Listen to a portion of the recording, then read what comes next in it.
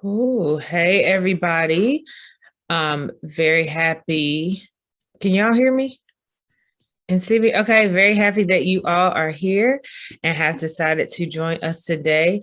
My name is Joy Spencer. I am going to be moderating this lovely discussion for us today. Before we get started, I wanted to let everyone know that we do have Spanish interpretation available. I am going to pause and let our lovely interpreter, Miss Angie, tell you guys a little more about how you can access the Spanish channel if that is more comfortable for you. Yes, hi, welcome to everybody. Yes, we are offering Spanish interpretation during this meeting, and I'm going to go ahead and make an announcement in Spanish. So please bear with me for just one moment while I do this. Hola, bienvenidos a todos y todas. Espero que estén muy bien. Estamos ofreciendo servicios de interpretación el día de hoy. La opción de interpretación se encuentra en su computador. Verá un símbolo redondo de un mundo. Presione ese botoncito y luego se va a ir a español. Si está utilizando un teléfono o una tableta, esta opción está ubicada abajo a mano derecha. Va a haber 3 puntitos que le van a abrir más opciones. Luego se va para interpretación de idioma, luego español. Y luego es importante presionar el botón que dice Done o finalizar. Y con esto van a poder escuchar en español. Cualquier pregunta que tengan, por favor, me dejan saber en el chat. Thank you. I'm going to make the announcement. I'm also going to drop in the chat the instructions in case anybody joins in a little bit so they can go ahead and connect. Thank you. Thank you so much, Miss Angie. So on my screen, and hopefully it looks similar to you, at the bottom, there's a series of options. You can access the chat box. You can access breakout rooms. One of the options should kind of look like a little globe that says interpretation. And if you click on that, you can either leave the interpretation off, or if you would like to hear our conversation in Spanish, you would select the Spanish language and you can hear it that way. If you guys have additional questions or have difficulty accessing that feature, let us know in the chat and then we can try to get someone to help you. All right, so let's get started. Today, we are talking about climate change. Climate changes pregnancy, and we're going to talk about why and how. First, we want to acknowledge that as we gather here, even virtually, we are recognizing that our community is always going to be connected at the most basic level based on the land that we are physically on, and that we live, play, eat, and sleep on. So the ground beneath our feet is historically the home of Indigenous people, many of whom have been stripped and disenfranchised of their land. So we want to acknowledge that we are on their land. We are currently, most of us, sitting on the traditional territories of the Shakori, the Lumbee, the Tuscarora, the Eno, the Saponi, and the Occaneechi tribes. So we just want to pay homage to that first and foremost. We also appreciate having media contacts and personnel here to help us spread the word about this very important conversation. So thank you so much for being here and being willing to cover this important topic. We are going to create and make this a brave space, which means that we invite people to be brave and to share and to be vulnerable. We invite you to share whatever you are most comfortable sharing. You do not have to share anything that you don't want or answer any questions that may push you outside of your comfort zone or outside of a boundary that makes you feel comfortable. And we are making commitments to maintain privacy and confidentiality. Make sure we are listening and sharing out the lessons that we learn in this space, but we are never going to disclose personal information or details that identify someone's name, family, location, school, or other personal information. And so we're just going to remember that as we create this brave space, whether you are a member of our community, whether you are a provider, whether you are with the media, we are going to take with us and share out the lessons we learn, but we are not going to take and share out and report out people's personal stories and identifying information. Cool. We feeling all right about that? All right. So without further ado, let's get into the panel. Again, my name is Joy Spencer. I am a mom. I have a 3-year-old. I am a community advocate. I am the executive director of Equity Before Birth, which is a Black maternal health charity organization serving the Triangle area in North Carolina. And it's a pleasure to be here with you all. Going to introduce my fellow panelists that we'll be speaking with today. So Stephanie is a pediatrician, a health program manager for Clean Air NC, and leads the Health Professional Network of North Carolina Clinicians for Climate Action. And Stephanie's really going to help us bring together why are we even on this topic and why climate change is a public health and health equity issue. Max Cawley is an educator, researcher, and evaluator at the North Carolina Museum of Life and Science, based right here in Durham, where I am also based. And Max is really going to make sure everyone has a base understanding of what do we mean when we are talking about climate change and how, what implications does that have for maternal health. And then Maya Jackson is a native Afro-Carolinian mother and founding executive director of MAAME, which stands for Mobilizing African American Mothers Through Empowerment. So MAAME is a dynamic nonprofit organization that provides holistic and comprehensive support to families across the state, in addition to having a community-based doula service program where they train and provide doula services to families across the state. So I'm very excited to speak with everyone. Let's go ahead and get started. And I am going to tap into Max to ground us. Why are we talking about climate change? What is climate change and why is that relevant to us right now? Joy, thanks so much. And I do want to say it's an absolute honor and pleasure to be here with you, all of y'all today, and especially to my fellow panelists. Thanks so much to Joy, Maya, and Stephanie for being here with me today. So climate change is often thought of as being kind of a purely environmental concern. And to be sure, it is indeed an environmental concern. Plants, animals, wildlife, and far off places like the ice caps, these are all certainly in peril. It's not only an environmental problem, though. Climate change is also a matter of social justice, economic justice, racial justice, public safety, and public health. Climate change affects people, and not only people in the future, it affects people here, right now in Durham. The most common way of looking at climate change is probably through its highly scientific, kind of technical nuts and bolts. Climate change is a product of decades of largely unregulated pollution of gases, mostly waste from cars and industry and agriculture, being put up into the atmosphere. These gases trap the heat from the sun, which then heats up that atmosphere, the very thin layer around the earth that helps us to breathe and prevents us from just being in space. As the atmosphere heats up, an incredibly complex system that we've relied on for its reliability over the centuries that built our modern lives, this system becomes massively disrupted.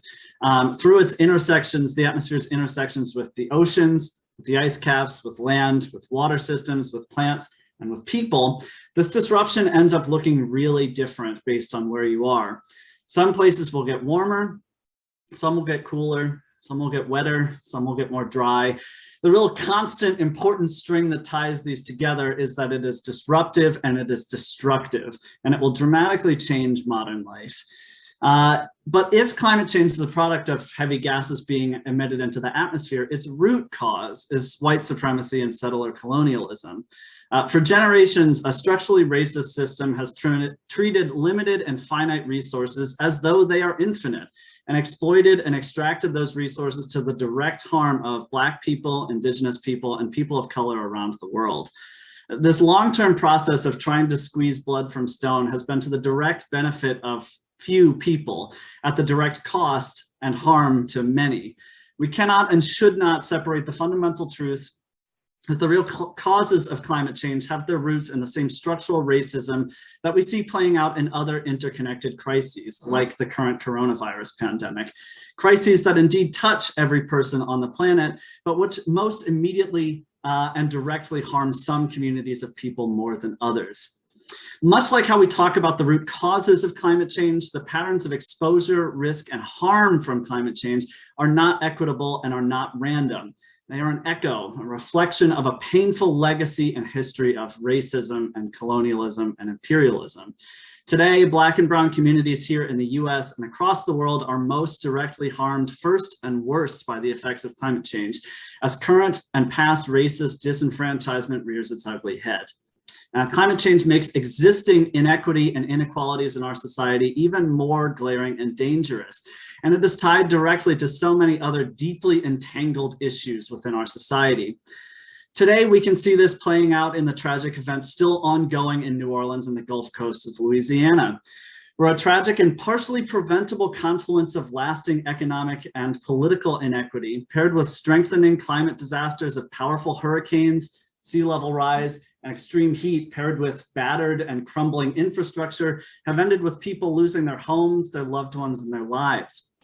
But climate change affects your and our lives in ways that will not and probably do not make the news very often, and not only in immediate life-threatening disasters. In just a little while, we'll talk more about how climate change affects us directly here in North Carolina, and perhaps more specifically in Durham, in ways that make people less safe, that put some people directly in harm's way, in ways that continue to make day-to-day life more difficult for some people, in ways that keep some people poorer, in ways that prolong and sustain inequity and hardship, in ways that place inordinate and outsized burdens on Black people, Indigenous people, people of color, women, children, and mothers. But before we talk more about that, I am glad to turn it over to my colleague Maya to tell us more and to teach us kind of how we got here. Thank you, Max. That was such a powerful opening. And I think a lot of times when it comes to the conversations around climate change, environmentalism, white supremacy is always left out of the conversation, which is really the root cause of why we're all here. It doesn't matter what your socioeconomic status is, your ethnic background. We have all been impacted in some capacity because of white supremacy. And because of that, you know, our planet is not in a really good shape, but the communities that are most impacted by this don't have a voice. That is the reason why Flint is the way that it is. That is why all of the indigenous reservations across Northern America and South America are always consistently dealing with some type of company either wanting to do gas or oil extraction or some type of mining, which causes deforestation, as well as just the removal of their ancestral homeland. It's the reason why in the continent of Africa, there's still slavery, modern day slavery happening because of the various tools that we use to operate in our own society here, which forces these companies to go into these communities to extract. So it's that history of colonization and the extraction that has gotten us here, and it still has us in this place. When Europeans came over to the Americas, it was not about building positive relationships with indigenous folks. It was about colonizing the land and eradication of a people and population. And every time the indigenous communities consistently try to build and bridge and share as a collective society, as most community colors come from, it is very much so about sharing and bartering and not to dominate the land or people around you. Unfortunately, the colonizers did not adapt to the way of life as the people of the land. And what we have consistently seen from generation, you know, as far back as the indigenous people, the same thing happened in Africa when it came to enslaving Africans and bringing them over to the Americas. Each generation of people that have been brought here or who have been forced to be under these conditions of white supremacy, every generation down, their community's health, the livelihood, their culture have all been impacted by this. And it really stems around how human involvement around climate has really shaped our society to be unhealthy for generations that we're dealing with now and beyond. I'm really loving that we're having this conversation because it really highlights what we can do to move forward. And a lot of that comes down to addressing it at the head. So when we start pulling things together and talking about maternal health, Black women, Indigenous women have always been the women in this country who have been birthing babies, taking care of other people's babies. Just the toxic stress and post-traumatic stress syndrome that has occurred over generations of abuse and neglect from their children has created generational harm and poor health outcomes. The conditions in which these communities had to live in has created generational harm and poor health outcomes. So there's a lot of intersections that play into this conversation that I'm looking forward to Stephanie just to highlight a little bit more about the health impacts, but we see it every day. You know, there are communities that don't have access to a plethora of trees for them to have clean air. You know, there's communities that are living in poor housing conditions that has issues with lead and other environmental concerns that are impacting infants and children. And so how we look at white supremacy from a historical standpoint, but get down to the policy standpoint of present day, we can really come and highlight the root cause and some really positive solutions to kind of change where we are as a society. Yes, like I am so grateful for this grounding, right, of this conversation, because as you said, Maya, we don't often dig deep enough on this topic to get to the root of the cause, which is racism and white supremacy. So thanks, Max, too, for grounding us in that. And what you said was very important. You said that this is a justice issue, right? And so as Maya was talking, we cannot separate these issues. We cannot say, oh, we are, advocating for improved birth outcomes and birth justice and economic justice without acknowledging that all starts from inequities that stemmed when our land was stolen from us, right? So, and then thank you again, Maya, for bringing up, what that looks like the implications of that start with the inequities from the very beginning. When you do not pay homage to our land, to our traditions, to the food that we grow out of our land, to the way we curate and filtrate our water, you taint that when you do not honor that.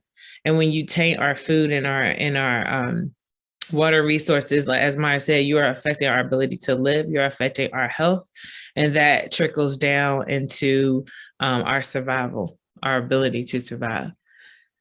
So speaking of survival, speaking of health, speaking of how it all starts with the land, we're going to hear from Stephanie, and she's going to expound upon why climate change is a public health issue and why providers and medical professionals should absolutely be concerned in discussing, possibly even discussing this with their families they serve. Thank you, Joy. I'm just going to share my screen here.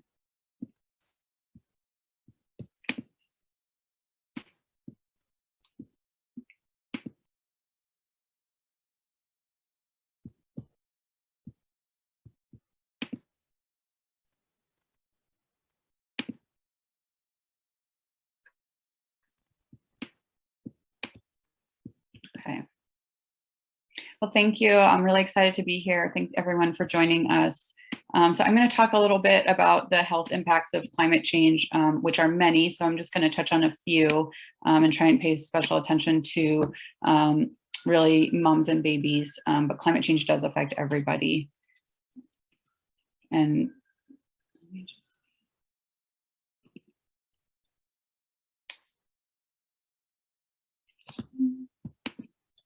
computer will work. There we go. So, so Max already introduce kind of what is climate change. So we know that temperatures are warming, so I'm not going to go into this detail here, but we also know that in order to slow down climate change and prevent the worst health harms, that we need to decarbonize, which means to stop producing so much carbon that's really causing that warming.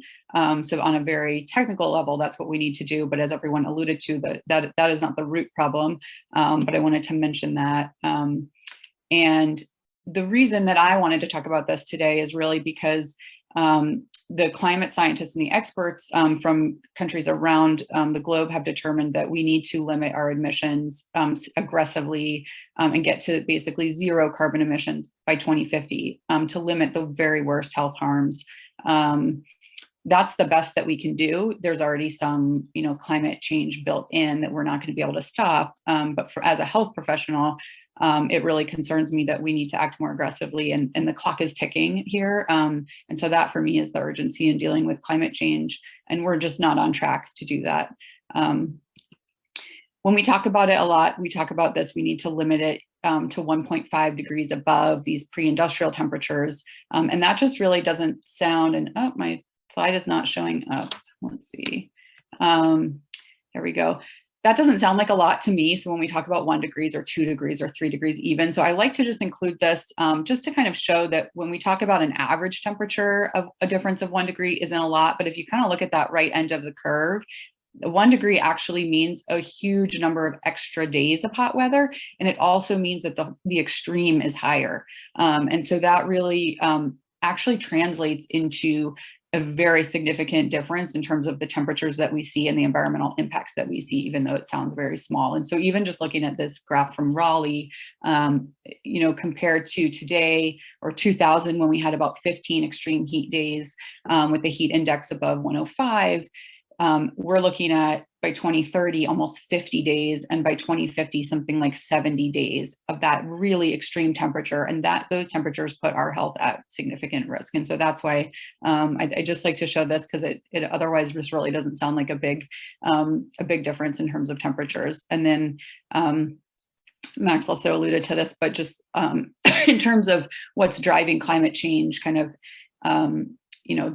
in the immediate sense is really fossil fuel production. So burning energy or burning oil, gas, coal for our energy system, and then also for electricity, also for our transportation. And then there's also a role for industrial agriculture.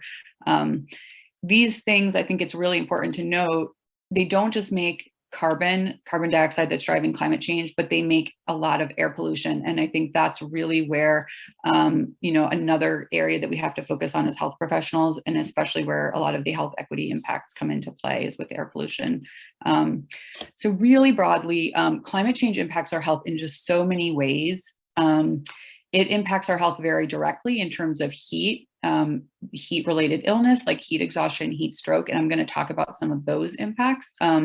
There's also some more indirect impacts. For example, heat makes pollen have the pollen season longer, and it also makes there be more pollen throughout the pollen season. And so if you're somebody that has allergies that drive asthma, or just have allergies, you're going to notice your symptoms worse for a longer time period during the year. And have more frequent asthma exacerbations. So this is something that's really significant, especially for our population with asthma, and especially for pregnant moms with asthma, is that uncontrolled asthma, as I'll mention, is a really big risk factor during pregnancy. And also asthma is a really big problem for children. It is one of the leading causes of children missing school. And I think it's also very important for us to realize that asthma has particularly large health disparities. So Black children are about twice as likely as white children to have asthma, and are significantly around 6 to 8% more likely to die from asthma. So asthma is a very, very devastating disease for everybody, but particularly for children of color. So I think that's a very important component of climate change. As that worsens, we can expect asthma exacerbations to go up. There are also really broader type of impacts that climate change has. So when we think about our water supply or our food supply, we know that those are being impacted by climate change. We know that there are increasing crop failures because of climate change, and that is leading to food insecurity, particularly in countries that are already under-resourced, that already deal with malnutrition. But even here in the US, especially in communities that face insecurity, we're seeing that that can worsen with climate change, and kind of in parallel with that, because we know that when people don't have access to healthy food, they often resort to cheap food that is less nutritious for them. We expect to see that worsening of obesity as well, because really undernutrition and malnutrition are all part of that picture and are all connected. And then we see those broad social changes like migration, like civil conflict and war that come because people are unable to grow the food in their land that they used to grow, due to those increasing droughts, increasing wildfires, and crop failures.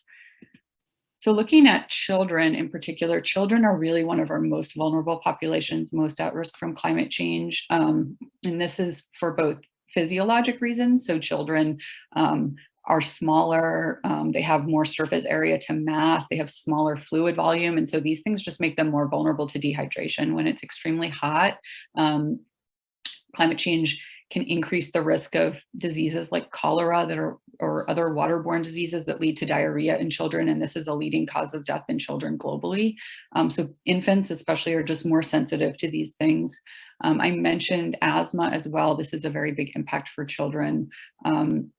Asthma, as well as the air pollution that is driving climate change. And then even prenatally, exposure to air pollution from the burning of fossil fuels or from wildfires that are increasing with climate change, with more heat, with drought, that exposure prenatally predisposes children to develop asthma. So just that, even that exposure of a pregnant mom, that increases those children being at risk for asthma, and then later in life for having those asthma exacerbations. Heat and air pollution also exacerbate asthma for the moms. So moms are more at risk, and especially if they already have pre-existing asthma. And we know that uncontrolled asthma leads to adverse pregnancy outcomes, including higher blood pressure. There's an increased risk of preeclampsia. There is a higher risk of preterm labor, leading to lower birth weight babies and premature babies. And I'm going to talk a little bit more about that because prematurity in babies is the leading cause of illness and death among newborns. So prematurity can lead to things like blindness, cerebral palsy, and a host of disabilities, as well as death for babies. And there have been a number of studies that have looked at both heat and air pollution exposure during pregnancy and have found that both heat and air pollution increase the risk of preterm delivery, low birth weight babies, and even stillbirth babies. And this is just one example, one study that was done out of a very large health system in California, Kaiser, that looked at preterm babies in over 14,000 different pregnancies. And they found that an increase in temperature, just heat during the warmer months, there was associated with an increase in around 11% increase in preterm delivery. Some other studies have looked at wildfire smoke, particularly on the West Coast, where we've been seeing all these wildfires really getting worse over the past few years. And wildfire smoke has also been associated with low birth weight in babies.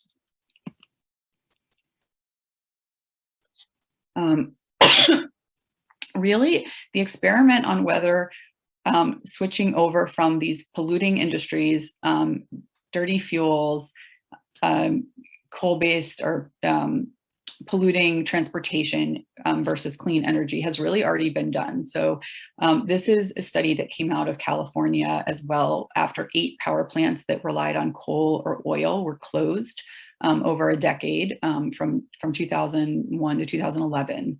And they looked at the preterm birth rate and they found that there was an enormous decrease, so 20% decrease in just the 1 year after those plants shut down, for women specifically who lived within 3 miles. So the women who were the most exposed to those pollutants had less preterm deliveries. And the women that lived further out, up to 5 miles out, also had less, but the difference was less significant. And then when you got, 10 miles or more out, they didn't really see an effect. So it was related to living close to these polluting industries. And the effect they saw was stronger for African and American and Asian women. Another group also looked at fertility rates and found that fertility was higher once these plants closed. And just to be fair, they compared these to other coal plants around the state that did not close, that remained operational during that same time period. And they didn't see any change in preterm birth rates or in the fertility. So they kind of ruled out that there were other things going on in the population that could explain those findings.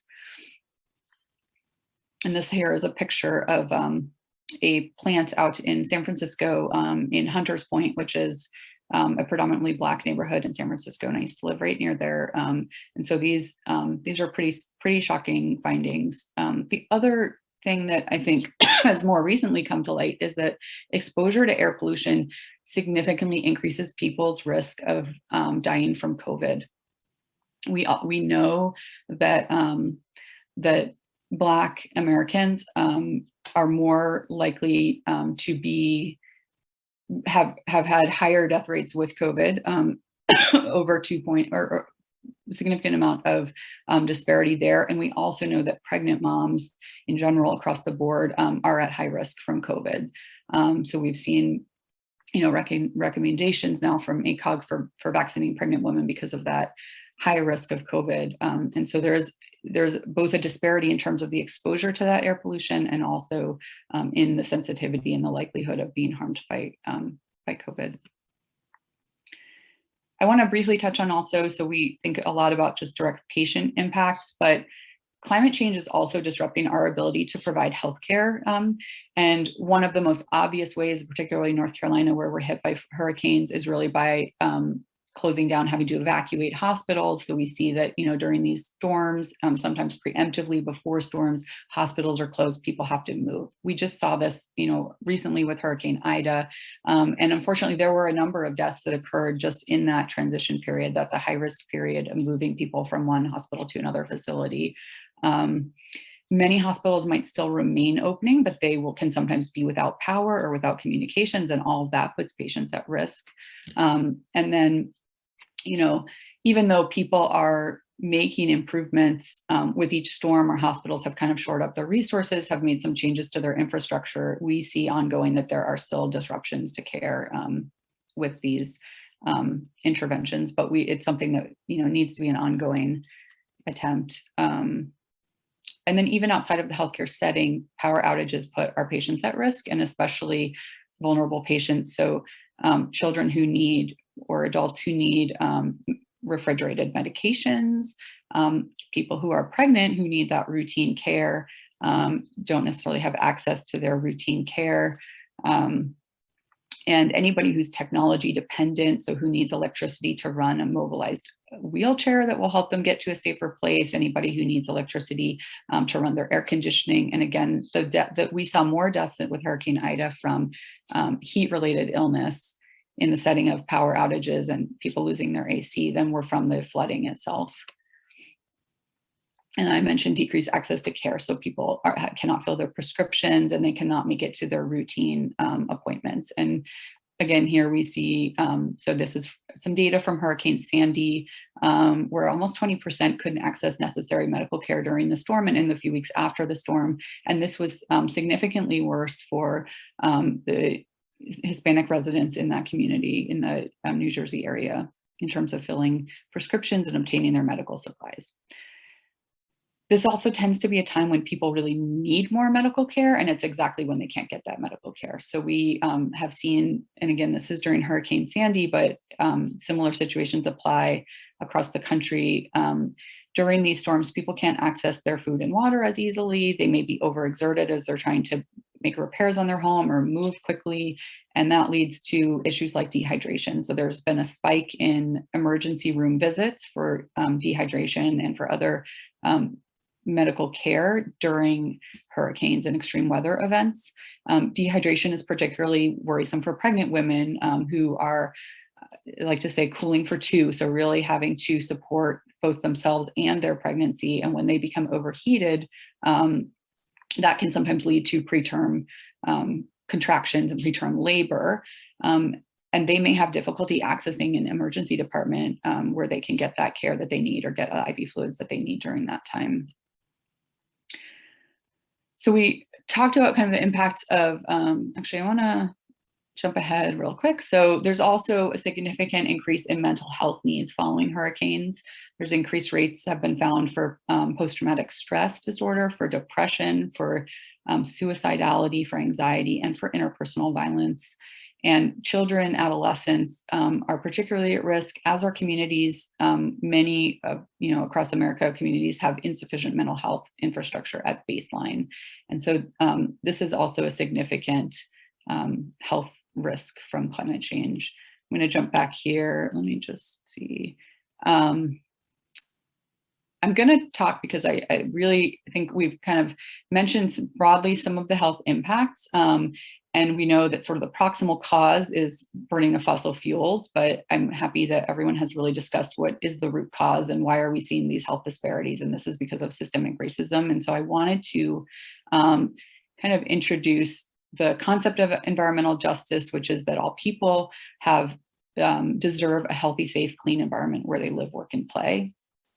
And I think since we're here in North Carolina, I want to mention Dr. Bullard, who is the father, widely considered the father of the environmental justice movement, but describes in his book, Dumping in Dixie, a really challenging situation here in North Carolina where toxic chemicals were spilled and were left kind of dumped along the side of the highway. And when the state decided to clean those up and they decided where to bury that soil, they decided to place it in an predominantly African-American community in Warren County. And this was not chosen because it was the best place to dump the chemicals or the safest place to dump the chemicals from a scientific point of view.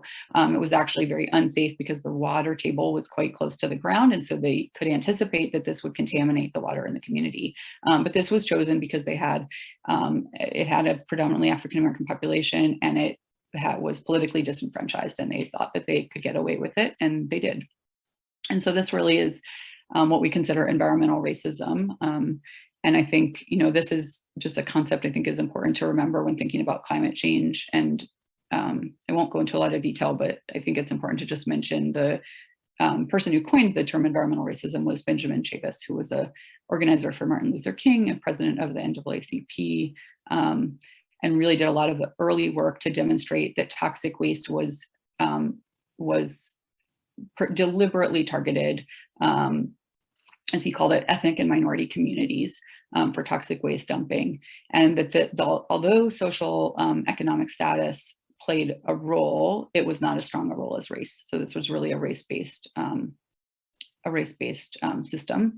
And this continues today. And this leads me back to our discussion of air pollution. And I'm going to jump back because my slide was totally out of place. But air pollution, like toxic waste, is disproportionately dumped in Black communities and other communities of color. And I'm going to jump ahead again. So this is a study, and apologies, it's a little bit busy, but what you have here is sort of the color dots look at different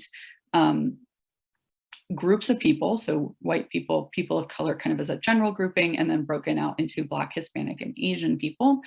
And the line across, the horizontal line represents equity. So anybody below the line is disproportionately protected from pollution, and anybody above the line, which you will notice are everybody but white people, are disproportionately exposed to pollution. And this is the pollution that we talked about that puts you at risk for preterm birth, puts you at risk for low birth weight babies, puts children at risk for developing asthma, and puts really everybody at risk for developing asthma and for other respiratory illnesses. And so I think when we think about why is that, I want to loop back to the idea of white supremacy. And this is Hop Hobson, a quote from Hop Hobson, who's with the Sierra Club. And he says, you can't have climate change without sacrifice zones, and you can't have sacrifice zones without disposable people, and you can't have disposable people without racism.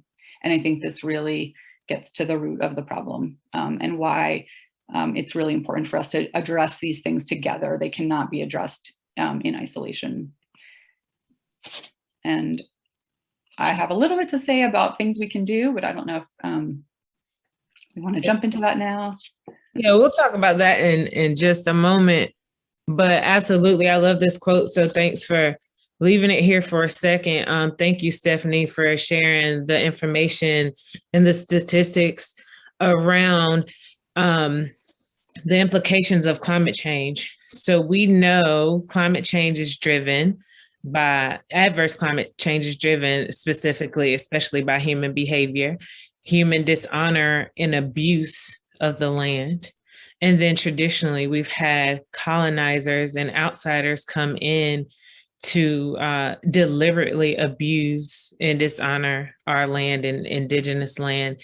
And that abuse, increases thermal temperature, increases toxicity, weakens our air quality. And so, as you said, as we keep saying, it is racism and it is white supremacy that even had people feeling entitled enough to come and pillage and abuse our land and taint our land and toxify our land and cause these adverse health outcomes that still permeate through our community. And so I'm going to tap into Max to tell us a little more about what this looks like right here in our own backyard. I know most of us are here in the Triangle area of North Carolina. Thanks so much, Joy. Yeah, so here in North America, at least, climate change means that all of the seasons are getting shorter, except for one, and the season that is getting longer is summer. Longer summers are unfortunately where we see a lot of the most dangerous and damaging climate-related effects here in North Carolina. Very specifically here in Durham in 2020, the first community health assessment was recently published that documented with a specific focus on equity 3 public health hazards related to climate change. Extreme rain events or extreme precipitation events, heat, and wildfire smoke. And I think that Stephanie has done a really good job of talking a little bit about particulate matter and wildfire smoke and stuff like that. I think it's important to note that all of these have disproportionately harmful effects on Black, Indigenous, and communities of color here in North Carolina. And all of them happen during increasingly long summers as time goes on under climate change.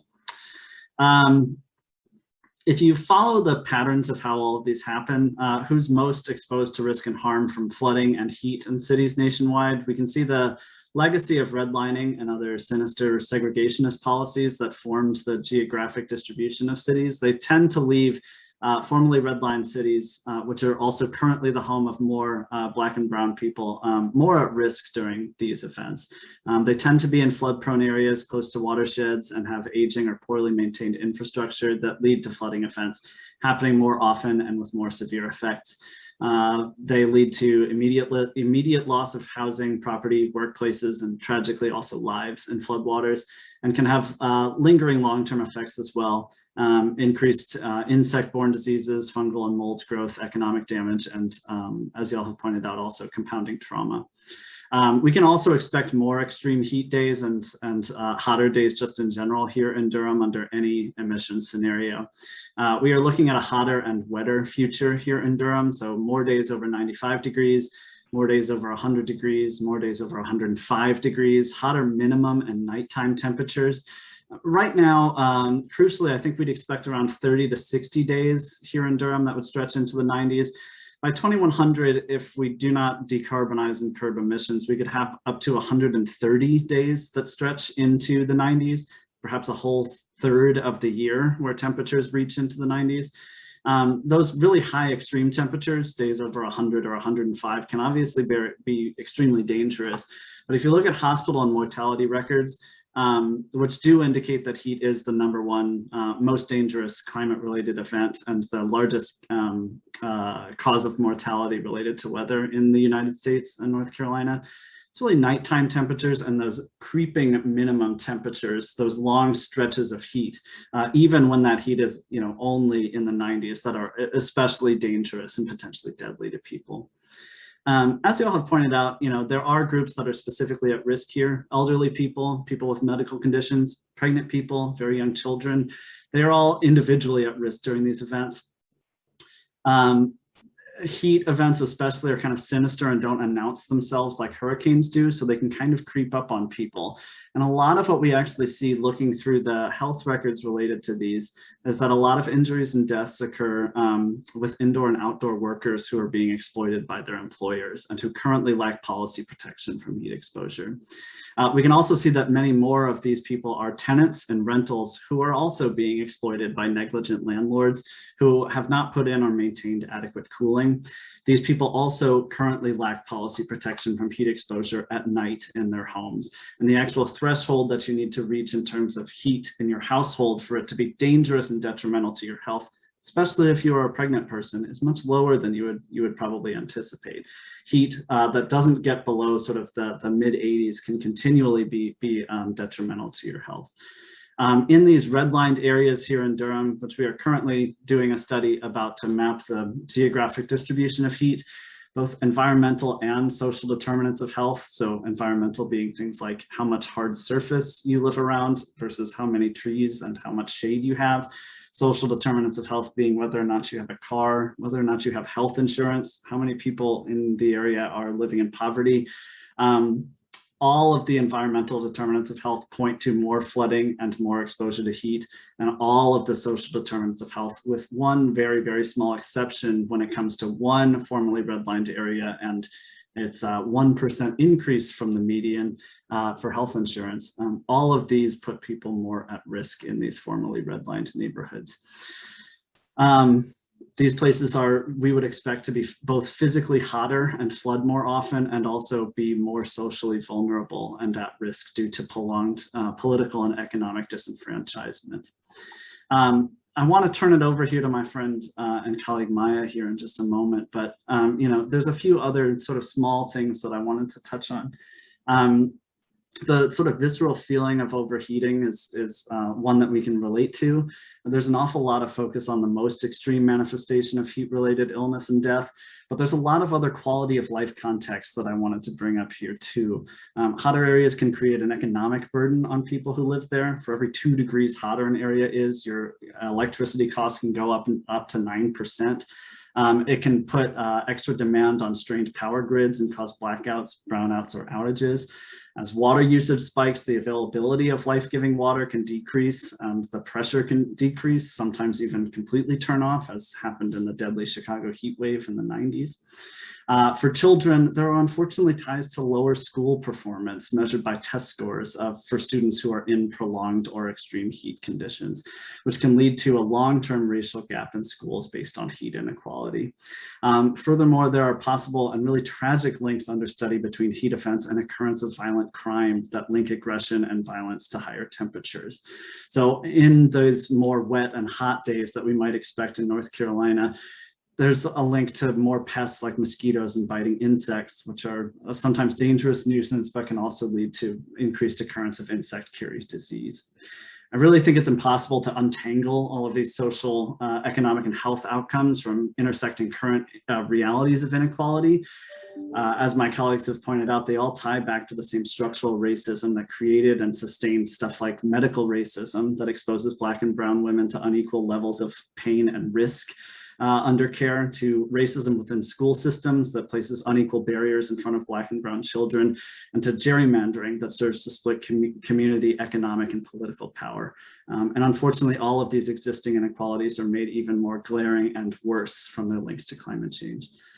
Now that we've sort of detailed some of the ways that this all sort of intersects with each other, I'm happy to turn it back over to Joy and Maya to start talking through some solutions. Yeah, thank you, Max, for that, for all of your work. Very interested in the study that you guys are finishing up. And I don't know who else has been really surprised by some of the facts and figures that have been presented today, but things we kind of know that have been substantiated by the research, you know, more concrete is increasing thermal temperature, and that's increasing low birth rate and premature labor and killing our babies and killing our moms. And so we know that adverse climate change is exacerbated by adverse human behavior. So what can and are we going to do differently to stop disrespecting, dishonoring, and abusing our land, and to start to take care of our land and take care of ourselves. I'm going to let Maya kick this conversation off about what we can do as community members. I'm going to let Stephanie chime in about what providers can do, and anyone else who wants to chime in, feel free to do so. Thanks, Joy and Max. I think it's always important for us to stay grounded and center ourselves in this experience and center what our impact is as individuals in society. Like, know what your footprint is, know how your means of transportation is from point A to point B, driving up pollution, where are you sourcing your food, where you inhabit on a consistent basis. And that is a privilege that a lot of people in this room have right now. And so to kind of think about that, it starts with you, and you have a whole lot more power than you think you have. For those that are in communities that don't have a voice, we need for you all to be allies and champions and really drive this conversation, because just using Durham as a case study right now, the community is crying and telling, leaders and local government the things that they need to ensure that they have a well-balanced life and quality of life, but people aren't listening to them. And once we start becoming a collective society again, where we are centering ourselves together as one versus opposite individuals of the spectrum, we aren't going to see the type of quick change that we need to meet by 2030. It's already 2021. We don't have a lot of time. And so for me, working in community, though I want to help and do so many magical things nationally and around the world, if I can't change what is happening right here where I live, what I do is not going to impact people across the board unless we start where we live first. And so I'm really encouraging all of you all as providers to really get into the root causes of what's working well in your city and what's not.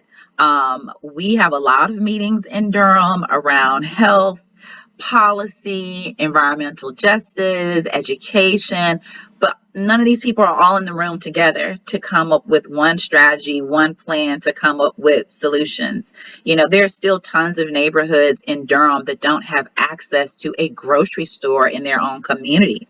So when you think about the fact that people have to get on a city bus that is going to take them multiple routes around the city, it's probably going to be a 15 to 20 minute drive just to get to the grocery store, an hour time that they have to spend in that grocery store away from their community.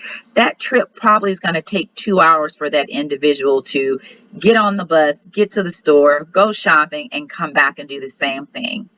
Imagine the amount of resources, time, and experience that individual could have if these things were set up in their own communities. Just similar to health clinics. Again, Durham is a great example where we have these very major health institutions here, but a lot of people don't have access to these institutions. It could be a transportation issue. It could be an accessibility issue. We are not coming together as a group to figure out how we can make our community better for each other. And so I just want people to walk away to really realize that you all have more power, and that you as medical providers have a level of expertise that when it comes to policy, a lot of times is being left out. The policy is made because they're looking at it from a cost saving standpoint, and not necessarily is this something that is going to benefit the whole community or the existing power structure that is getting all the resources and wealth from that. And so this is why working with community-based organization is so important, because community-based organizations are on the ground. Mutual aid is such a valuable tool that people of color have been at the forefront of just taking care of each other. And just kind of going back to the pandemic, I think the pandemic was the first time I think our society had to slow down. The air was a lot cleaner for us to breathe. People are outside more. And now that we've kind of forced ourselves to go back into, the structure that be, you can see that this summer was way harder than it was last year. And so just really knowing how we all fit into this ecosystem and that we are not the dominant, group in this ecosystem, but we are more in a collaborative process with the earth, the water, the air, that we are one together. That is when we'll start to see the type of systemic change to really disrupt the wrongs that have occurred in this country. Yes, like remember your power. There's so many forces working against us to try to make us forget that. But as Maya said, you just stand in your power, remember your connection to the land, your connection to the earth, and honor that. Like some things we could do very simple. Don't litter. Drink your water. Like Maya said, collaborate with folks. Can we carpool? Can we walk? Can we ride our bikes together? What can we do? And you don't have to operate in a silo. Make sure that, we are communicating. Silence is violence. When you see something, say something. Let's make sure our communities have covered bus shelters, as Max mentioned in the chat. We have groups out here that are planting trees and making our neighborhoods and greenways more, pleasurable. Are they accessible? Are we working with the community to make sure that every neighborhood gets those perks and things of that nature? So, and policy. If you are in a decision-making role, examine your policies with an environmental justice lens and how that overlaps. Maya? Yeah, just one thing to point out, research where your trash is going in your city, because you will likely find that your trash is going to pollute a person of color's community. That is what's happening here in the Triangle. I'm an avid recycler. I've been just doing it forever. I was telling Max, I was like, when Captain Planet was such a big thing growing up as a kid in the 90s, like I lived it, I breathed it. That was me, right? And it wasn't until a couple of months ago that I saw a news report that the trash here in Durham was going into Sanford and in a landfill that was majority Black people, and so even exploring some of the things that we love to eat, the packaging, how can we reduce more of our access, because we have been taught to consume? How can we become better conscious consumers? Because at the end of the day, until we really deeply impact the policy that is allowing our trash and sewage to go into these communities, we can do a little bit more where we live just to minimize that. So start by finding out where your trash is going, where is your water coming from, who in your community is being impacted around you, and how you can just be a better steward, not only of the land, but the people around you as well. Wow, that's great, Maya. That's a great point. Y'all research those pathways. Stephanie, what can providers and medical professionals do to kind of reduce carbon footprint and educate the families they work with around how they can protect themselves against adverse climate change? Yeah, absolutely. I think like Maya mentioned, really everything starts at the local level. And I think what health professionals can do is very much just sort of translating those things to the health system. But I think as health professionals have a powerful voice, health systems have a very powerful impact on the community and the economy. And so I think it's just an opportunity for anybody in the health field to really have an impact here. So I kind of think about it in different levels. So I think voting was mentioned, policy. So vote. An organization, and I'll put it in the chat, that I really like and that we at NC Clinicians for Climate Action partner with is called Vote ER or Voter. And it's basically, you can, if you're a health professional, you can get a badge that has just a quick scannable voter registration.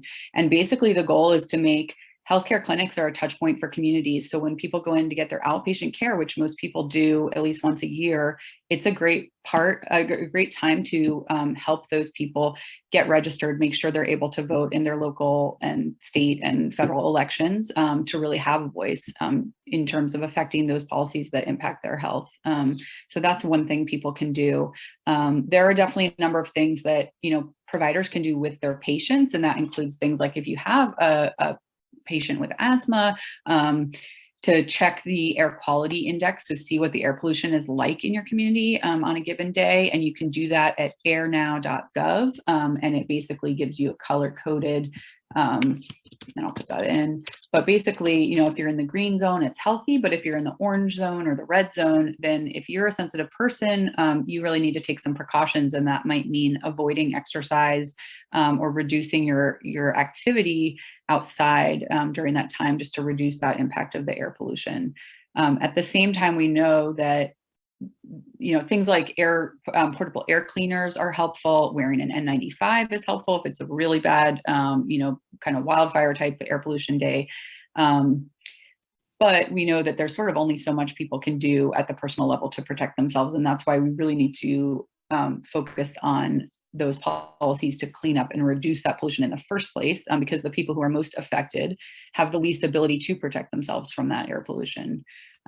Similarly with heat, again, we, you know, recommend trying to stay cool, stay hydrated, just recognize the symptoms of heat illness, especially if you're pregnant, things like dizziness, you know, people who feel like rapid heart rate, feeling dehydrated, to seek medical attention. If you have loved ones who live alone or who are pregnant or who are otherwise at risk because they have some other health conditions, make sure you're checking on them on heat wave days. We find that social connection is really one of the most protective factors. So check on your loved ones. And then, you know, for me as a health professional, I think one of the most important things we do is look at what our health system is doing. So we know that the health sector contributes about 8 to 10% of the greenhouse gas emissions that are driving climate change, and a similar amount of the air pollution. And like Maya mentioned, look at where your waste is going. So our waste from our health systems is in North Carolina and in many places is going into predominantly Black or people of color communities. And so there is a lot that we can do as a health system to reduce our waste, because we need to think not just about the patient in front of us, but patients don't live in the clinic. They spend most of their time in school, at work, at home, in their community. And so we need, as health professionals, to think about taking care of these people in their community. And so when we talk about vulnerable patients and who's vulnerable to climate change and who's vulnerable to air pollution, we tend to think of these three categories. So who's the most exposed? And we already talked about people of color. So one of the ways we can reduce that exposure is by reducing the waste in our healthcare system. And a number of leading hospitals are starting to do that. The other thing we think about is sort of sensitivity and who's more sensitive. People of color have higher rates of baseline illness, heart disease, lung disease, obesity, for all of the reasons that we talked about, the social reasons. And so one of the ways that we reduce that sensitivity is providing people with better medical care. So expanding Medicaid, expanding healthcare access can help reduce that vulnerability. And then the last part is kind of resilience. And the reason that people of color are often less resilient to those climate change impacts is because of the economic and political disenfranchisement, disinvestment. And so looking at where the health system spends its money, when we purchase food for our cafeteria, for example, are we going to buy it from a huge industrial farm that causes a lot of pollution in its community? Or are we going to support local farmers who are growing food for people in their community, businesses of color, women? So there are some health systems starting to make changes so that when they make those purchases, that they really act as an anchor in their community and they really build up their community strength so that when these climate impacts happen, people are already more protected. So I think that we just need to really think more broadly. I think that's kind of the take home, is we can't just think of the patient in front of us in the clinic. We have to think about people where they live, which is the community. Absolutely. Like, thank you for encouraging folks to think outside of the box. There is a position that you can leverage your position to be helpful in some way, whether you are in a decision-making role or whether you're just being more mindful about your waste practices. You're able to do that. And then educate your parents, being intentional, your patients, being intentional around making folks consider the implications that environmental factors may be having on their health, I think is very important. And I also want to highlight partnering with community-rooted organizations. As Maya said, when you realize that the families you work with do not have bus shelters, do not have access to trees, do not have access to heating and air conditioning units, you can lean in on community to help to fulfill some of those needs so that we can keep premature labor, birth, and delivery down, so that we can keep our birth weights up. We can help to wrap those families around additional support.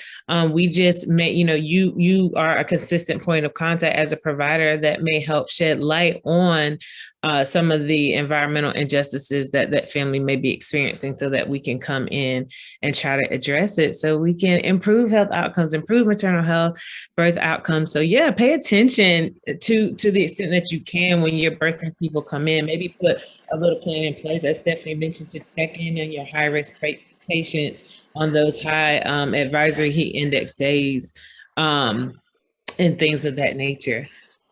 So I know we have gone over the hour. This was Just 1 second, Joy. Sorry. I was just going to add to what Joy was saying. As providers, if there are things that your clients need, you can medically prescribe that they have these needs, right? So while community can be on the ground distributing these resources, you can medically say, my client is dealing with severe PPD. They need in-home companion support, or they need, if they're dealing with asthma, they need these things. I'm seeing a lot of times with clients that the provider will highlight the issue, but they're not prescribing solutions to the issue. So you actually have more of an opportunity to have an easier pathway of support with your clients. So that's just a little tidbit that I wanted to tie in there, that think about it from a very holistic standpoint, that your client, your patient is having this particular health need, but what is it on your provider side that you can prescribe to make sure that that person is getting, maintaining a well quality of life after they leave your appointment. Yeah, thank you for that. So yeah, we're gonna make sure we're all, playing our part, right, and doing what we can to mitigate this. I was actually just gonna thank everyone for their time. Thanks for sticking with us, being engaged, even lending us grace as we went over the hour. And I know Max has a couple of things to share with us. But Maya and Stephanie, do you have any parting words before we get our last announcements from Max? Yeah, thank you for the opportunity. Yeah, Max, you want to share with us some parting announcements? Joy, thanks so much. Yeah, and thanks Maya and Stephanie too. I'm feeling incredibly energized by this conversation, and I think a lot of what when I think through solutions are things that y'all have already brought up. If you're like me, a lot of how sustainability or combating climate change has been tied into this need for you giving something up, or making your own life worse, for the cause. And I'm energized by this conversation because it's an opportunity for us to reframe that and think about how our lives can become more rich through this this type of action. I'm especially excited about Stephanie and Maya both talked about social isolation as being a pretty big risk factor when it comes to things like flooding or heat. The opposite is also true. One of the bigger things that I think you can do to combat climate change is to get to know your neighbors and the people that you live around, because those people will be your lifeline if and when a climate disaster visits your neighborhood.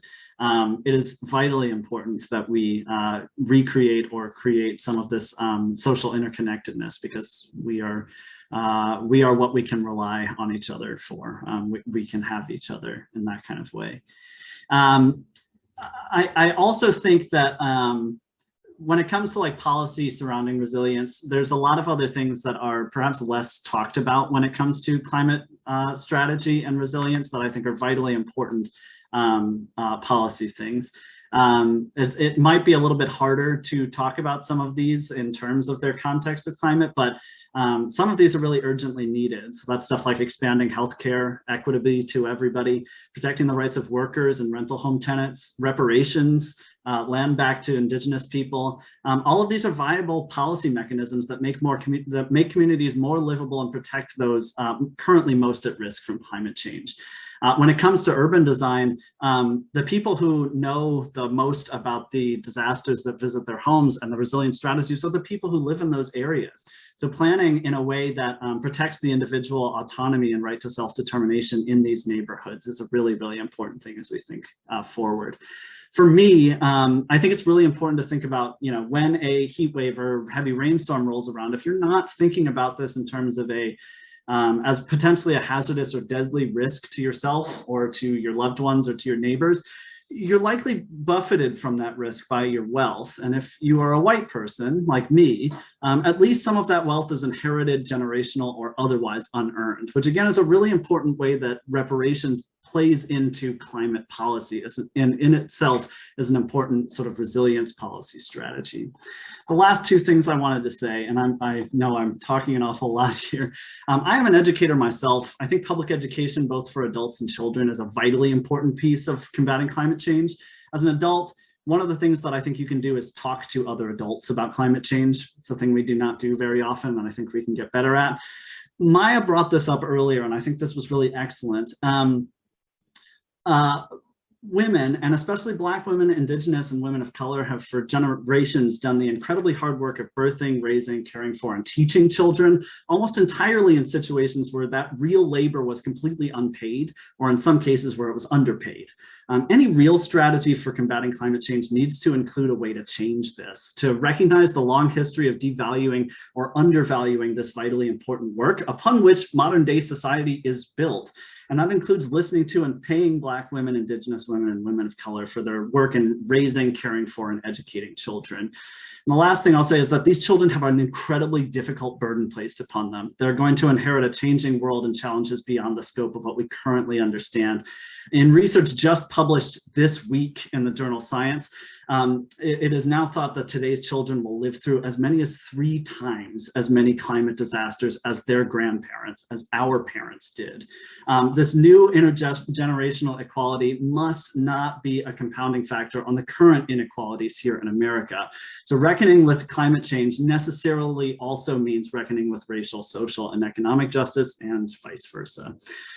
Okay, thank you again for giving me just a moment at the end there, Maya, Joy, and Stephanie. And thanks so much for folks for sticking around. No worries. Thank you so much, Max. I know my heart is full. I am also grateful for this conversation. Y'all, please keep this conversation going. It may be the first time that we did a deeper dive into it, but it won't be the last. And, keep in touch. And really appreciate your time and really appreciate your attention and your engagement.